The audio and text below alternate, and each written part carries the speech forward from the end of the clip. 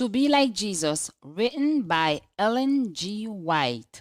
We know not the hour of the Master's appearing, yet signs all foretell that the moment is nearing. When he shall return, 'tis the promise most cheering, but we know not the hour.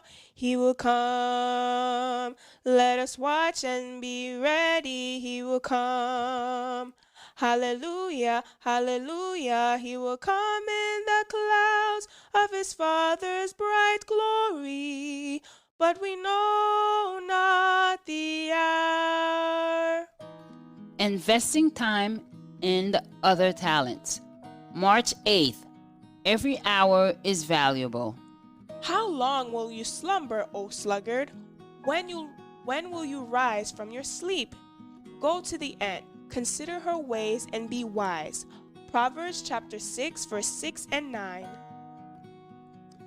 God has no use for lazy men and or women in his cause. He wants thoughtful, kind, affectionate, earnest workers. Active exertion will do our preachers good. Indolence is proof of depravity. Every faculty of the mind, every bone in the body, every muscle of the limbs shows that God designed our faculties to be used, not to remain inactive. Those who will unnecessarily take the hours of daylight for sleep or no sense of the value of precious golden moment. Persons who have not acquired habits of close industry and economic of time should have set rules to prompt them to regularity and dispatch. George Washington, the first United States president, was enabled to perform a great amount of business because he was thorough in preserving order and regularity. Every paper had its date and its place, and no time was lost in looking up at what had been mislaid. Men and women of God must be diligent in study, earnest in the acquirement of knowledge, never wasting an hour.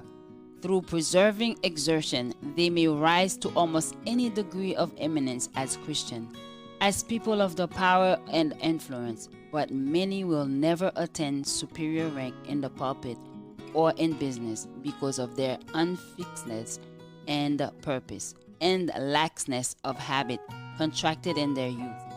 Careless inattention is seen in everything they undertake. A sudden impulse now and then is not sufficient to accomplish a reformation in these ease-loving, indolent ones. This is a work which requires patient continuance in well-doing. Persons of business can be truly successful only by having regular hours for rising, for prayer, for meals, and for the retiring. If order and regularity are essential in worldly business, how much more so in the work of God? The bright morning hours are wasted by many in bed. These precious hours, once lost, are gone, never to return. They are lost for a time and for eternity. Only 1 hour lost each day, and what a waste of time in the course of a year.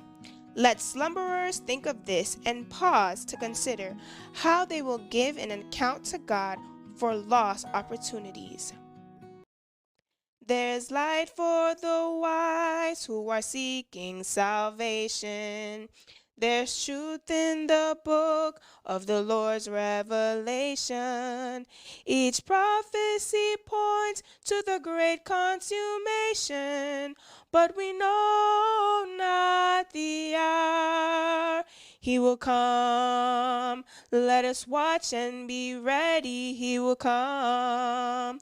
Hallelujah, hallelujah. He will come in the clouds of his Father's bright glory, but we know not the hour.